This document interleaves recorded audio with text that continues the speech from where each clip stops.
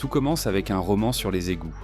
Albert Spaggiari, serrurier devenu photographe à Nice, en France, est assis dans son studio et lit Tous à l'égout, un thriller policier qui raconte le braquage d'une banque à travers des tunnels souterrains. La plupart des gens se contenteraient de le lire et de l'oublier. Mais l'esprit de Spaggiari fonctionne différemment. Pour lui, ce n'était pas seulement une histoire, c'était un plan d'action. Mais Albert Spaggiari n'était pas un serrurier comme les autres. Certes, il avait l'air respectable, mais il avait un passé assez mouvementé. Ancien parachutiste, il avait combattu pendant la guerre d'Indochine, obtenu des médailles pour son courage, mais aussi purgé une peine pour vol à main armée. Après la guerre, il avait rejoint l'organisation Armée secrète, un groupe d'extrême droite qui luttait contre l'indépendance de l'Algérie. Cela lui avait valu une nouvelle peine de prison pour terrorisme. Voici ce qui a rendu tout cela possible. Spaggiari avait un talent qui lui permettait de réaliser l'impossible.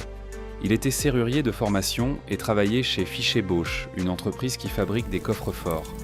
Il avait appris tous les secrets pour percer et ouvrir les coffres-forts.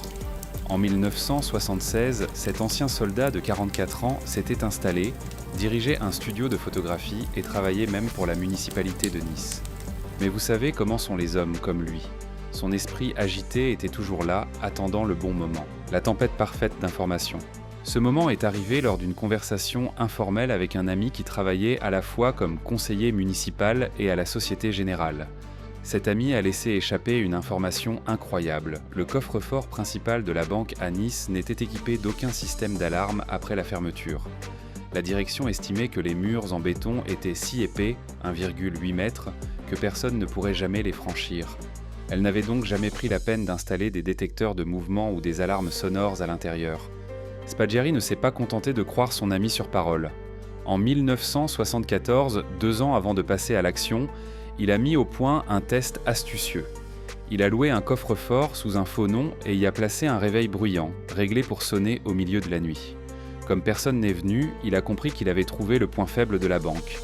Personne n'entendait ce qui se passait à l'intérieur après la fermeture. Fort de cette information et de l'idée des égouts tirés du livre, Spaggiari a commencé à étudier sa cible.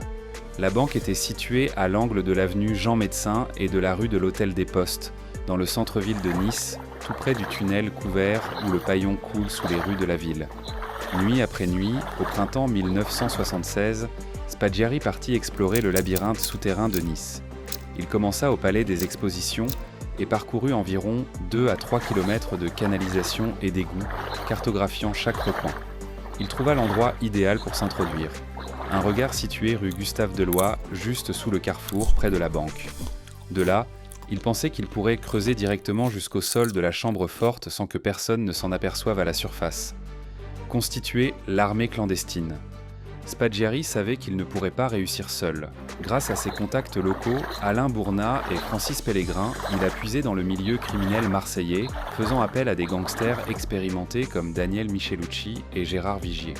L'équipe comptait finalement entre 12 et 15 hommes, des cambrioleurs chevronnés, des experts en démolition et des hommes de main issus de la pègre marseillaise. Mais Spaggiari n'était pas seulement celui qui avait formé l'équipe. Il en était le cerveau, celui qui prenait les décisions, le stratège derrière toute l'opération. Son expérience militaire, son savoir-faire technique et ses informations privilégiées faisaient de lui un homme indispensable.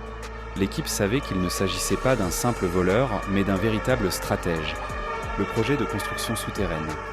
À partir du début du mois de mai 1976, l'équipe de Spaggiari a lancé un chantier secret sous Nice. Chaque nuit, à la tombée de la nuit, la bande se rendait dans les égouts en transportant jusqu'à 50 kg de matériel par trajet. Ils utilisaient des radeaux gonflables et des matelas pneumatiques pour transporter le matériel lourd dans des eaux usées leur arrivant à la taille, en veillant à ce que les bouteilles d'acétylène, les chalumeaux, les crics et le matériel de forage restent au sec. Pendant 2 à 3 mois, ils creusèrent un tunnel de 8 mètres entièrement à la main, sans outils électriques qui auraient pu faire du bruit suspect ou provoquer des secousses à la surface. Le sol était constitué d'une matière semblable à du béton appelé poudingue, ce qui rendait le travail incroyablement lent. Ils utilisaient des pioches, des marteaux, des pieds de biche et des perceuses à main, ébréchant les fondations morceau par morceau. Le tunnel est devenu une véritable prouesse technique. Ils ont installé des supports en bois, renforcé certaines parties avec du béton, posé des câbles électriques pour l'éclairage et l'aération, et même recouvert certaines sections d'une moquette verte à poils longs afin d'atténuer le bruit et de faciliter le passage à quatre pattes. Ce n'était pas simplement un trou dans le sol, mais plutôt une sorte d'autoroute souterraine étroite menant tout droit à des millions de francs. Lorsqu'ils ont atteint le mur en béton de la chambre forte, Spaggiari a sorti son arme secrète, des lances thermiques alimentées par une trentaine de bonbonnes d'acétylène. Ces chalumeaux à oxygène et acétylène pouvaient brûler l'acier et le béton, faisant lentement fondre la seule chose qui les séparait du plus gros butin de l'histoire criminelle française. Ils ont failli se faire prendre le 9 juillet 1976 lorsque le président français Valéry Giscard d'Estaing est venu en visite à Nice. La présence de tous ces policiers supplémentaires a contraint Spaggiari à mettre fin à toute l'opération. Il était terrifié à l'idée qu'un contrôle de sécurité de routine puisse mettre au jour leur travail clandestin. Heureusement pour eux, personne n'a rien trouvé et ils ont repris leurs travaux dès que le président a quitté la ville. Le week-end qui a choqué la France. À la mi-juillet, le tunnel atteignait le sol de la chambre forte. Spaggiari choisit le week-end du 14 juillet, du 16 au 19 juillet 1976 pour commettre son cambriolage. Il savait que de nombreux habitants seraient repartis en vacances d'été et que la chambre forte ne serait pas ouverte avant le lundi matin. Le vendredi 16 juillet, vers 21h30, l'équipe a percé le dernier morceau de béton et est arrivée dans la chambre forte souterraine de la banque. Ils ont immédiatement utilisé un vérin hydraulique pour éloigner du mur ce coffre-fort de 5 tonnes, libérant ainsi leur entrée. Pour s'assurer que personne ne puisse les déranger, ils ont soudé la porte de la chambre forte de l'intérieur. Même si quelqu'un essayait de l'ouvrir de l'extérieur, c'était désormais impossible. Pendant les 2 jours suivants, 11 à 13 hommes ont pratiquement campé dans la chambre forte, comme s'ils passaient d'étranges vacances souterraines. Ils ont préparé des pique-niques, dormi sur des matelas pneumatiques, entre les coffres forts fracturés et fouillé des centaines de coffres parmi les 4000 dont ils disposaient. Tout cela était complètement fou. Spaggiari a vraiment montré à quel point cette opération était audacieuse. Le samedi soir, il a quitté la chambre forte, est allé dîner dans un restaurant de Nice avec une femme, puis est revenu avec du vin et du pâté pour son équipe. Ils ont mangé, bu, joué aux cartes, entourés de piles d'argent et de bijoux, et ont même collé des photos obscènes trouvées dans les coffres des gens pour s'amuser. Le gang a continué à se comporter en gentleman pendant toute la durée de l'opération. Pas d'armes, pas de violence, ils ont traité ce cambriolage comme un puzzle élaboré à résoudre plutôt que comme un crime grave. Quand un gars a reçu un petit choc électrique à cause d'une lampe dans le coffre-fort, ça a été la seule blessure du week-end. Mais à l'extérieur du coffre-fort, la situation devenait critique.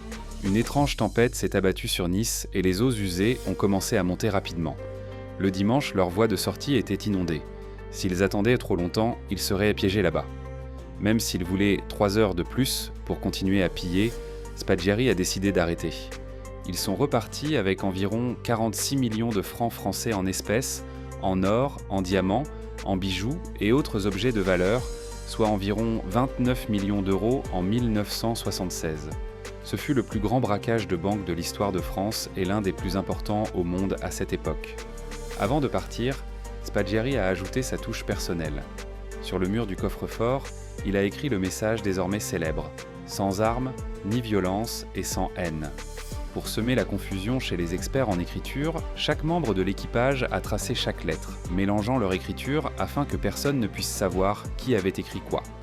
La fuite parfaite.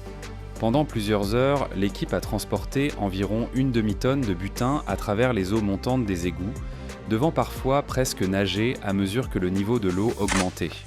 Ils se sont frayés un chemin jusqu'à une sortie où une Land Rover les attendait sur une plateforme de service dans le tunnel couvert du paillon. Avant le lever du soleil, le lundi 19 juillet, toute la bande était sortie des égouts avec tout son butin. Ils se sont rendus dans cette villa louée dans les collines, à l'extérieur de Nice, ont partagé le butin le jour même, puis se sont séparés. Spaggiari est parti avec sa petite amie pour se cacher à la campagne, pensant qu'il venait de commettre le crime parfait, la découverte. Le lundi matin, une découverte a choqué toute la France.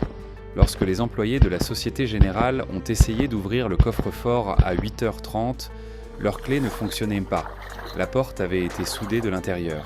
Il a fallu attendre midi pour que les serruriers percent un mur adjacent et puissent voir à l'intérieur, et c'est là qu'ils ont découvert l'horrible vérité. Des millions de francs avaient disparu dans le braquage de banque le plus audacieux de l'histoire. Une foule de clients paniqués a envahi la banque, beaucoup pleurant, craignant que les économies de toute une vie ne soient perdues à jamais. À l'intérieur du coffre-fort, les enquêteurs ont découvert une scène digne d'une autre planète. Des coffres renversés, des papiers éparpillés partout, et même des excréments humains, preuve que les voleurs avaient vraiment passé tout le week-end sur place. Le matériel qu'ils ont laissé derrière eux racontait toute l'histoire. Des bonbonnes d'acétylène, des chalumeaux, des crics, et, plus révélateur encore, l'entrée du tunnel avec ses supports en bois disparaissant dans l'obscurité sous la ville. Au début, la police n'avait aucune idée de l'identité des auteurs. Le gang avait tout nettoyé, ne laissant aucune empreinte digitale. Le matériel était basique et pouvait être acheté n'importe où. Le message laissé sur le mur semblait politique, mais ne donnait aucun indice réel. La rupture était venue de quelques démêlés antérieurs avec la police. Quelques semaines avant le cambriolage, les policiers avaient interrogé des individus suspects près d'une villa louée à Castagnier, parmi lesquels se trouvaient Michelucci et Vigier, deux criminels marseillais connus. La police les avait également empêchés de charger des outils lourds, du même type que ceux retrouvés plus tard dans le coffre-fort, mais les avait laissés partir, car la possession d'outils n'était pas illégale. Lorsque les enquêteurs ont fouillé la villa de Castagnier, ils ont trouvé des bottes couvertes de boue et des vêtements salis qui correspondaient aux traces laissées par le creusement du tunnel. La villa avait servi de quartier général au gang pendant tous ces mois de travaux. La grande percée a eu lieu lorsque deux membres du gang, Pellegrin et Bourna, ont tenté d'échanger des lingots d'or volés dans une autre banque et se sont fait prendre. Lors de leur interrogatoire, ils ont révélé le nom du cerveau de l'opération, Albert Spaggiari, le photographe discret. Le saut vers la légende. Lorsque Spaggiari a été arrêté le 27 octobre 1976 à son retour du Japon, l'histoire semblait terminée. Mais ce n'était que le début de sa légende. Le 10 mars 1977, lors d'une audience préliminaire dans le bureau du juge Richard Boisize, Spaggiari a réalisé ce qui fut peut-être son exploit le plus audacieux. Après avoir convaincu le juge de renvoyer ses gardes en prétendant avoir des informations politiques sensibles à partager, Spaggiari a montré des documents codés confus afin de détourner l'attention. Pendant que le juge examinait les papiers, Spaggiari s'est dirigé nonchalamment vers la fenêtre et a soudainement sauté du deuxième étage. Il atterrit sur le toit d'une berline Renault qui était placée juste à cet endroit, roula sur le côté et sauta sur une moto qui l'attendait, avec un complice qui faisait déjà vrombir le moteur. En quelques secondes, ils avaient disparu dans les rues étroites de Nice avant même que les gardes aient pu réagir. Plus tard, juste pour montrer sa classe, Spaggiari envoya 5 000 francs au propriétaire de la voiture pour payer les dégâts, en signant Albert Mandrino. Les années de cavale. Pendant les 12 années qui suivirent, Spaggiari vécut comme le premier hors-la-loi célèbre d'Europe. Il subit une opération de chirurgie esthétique pour changer d'apparence, utilisa de faux noms et fit des allers-retours entre l'Argentine, le Brésil, l'Espagne et le Chili, bénéficiant souvent de l'aide d'amis politiques d'extrême droite. Mais Spaggiari adorait être sous les feux de la rampe. Il envoyait des messages provocateurs et des photos mises en scène aux journaux, notamment une photo de lui déguisé en Père Noël à Noël. Il donnait des interviews télévisées depuis des refuges, participait à des talk-shows depuis Milan et écrivait des livres sur le braquage. Chaque apparition publique renforçait son image de gentleman cambrioleur tout en rendant la police folle, incapable de l'arrêter. En 1979, elle le jugea en son absence et le condamna à la prison à vie. Plusieurs des hommes arrêtés furent condamnés à 8 ans de prison chacun, mais de nombreux membres du gang ne furent jamais identifiés. La plupart des 46 millions de francs disparurent à jamais dans le monde criminel. Le dernier chapitre d'Albert. Albert Spaggiari est mort d'un cancer en juin 1989 dans une ferme isolée en Italie, à l'âge de 56 ans. Même après sa mort, il a échappé à la justice française. Ses amis ont fait passer son corps clandestinement à la frontière dans un camping-car et l'ont déposé chez sa mère en France. Il a été enterré dans sa ville natale après avoir échappé à la justice toute sa vie. Mais l'histoire ne s'arrête pas là. En 2010, plusieurs décennies après le braquage, Jacques Cassandry, un gangster marseillais, a écrit un livre dans lequel il affirmait que c'était lui, et non Spaggiari, le véritable cerveau de l'opération. Cela a conduit Cassandry à être finalement poursuivi pour blanchiment d'argent lié au butin du braquage, mais il n'a pas pu être inculpé pour le vol initial, car trop de temps s'était écoulé. Les affirmations de Cassandri remettent en question toute l'histoire telle qu'elle est communément admise. Spaggiari était-il vraiment le génie derrière l'opération, ou simplement un prête-nom commode qui a récolté toute la gloire tandis que les véritables acteurs restaient dans l'ombre ?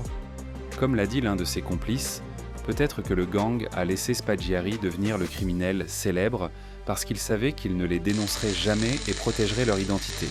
Aujourd'hui, près de 5 décennies plus tard, la plupart des millions volés sont toujours introuvables, beaucoup des personnes impliquées n'ont jamais été arrêtées et des questions subsistent quant à savoir qui dirigeait réellement l'opération. Le cambriolage de la Société Générale de 1976 reste dans les mémoires comme le casse du siècle, un crime parfait qui a montré que la réalité peut parfois dépasser la fiction.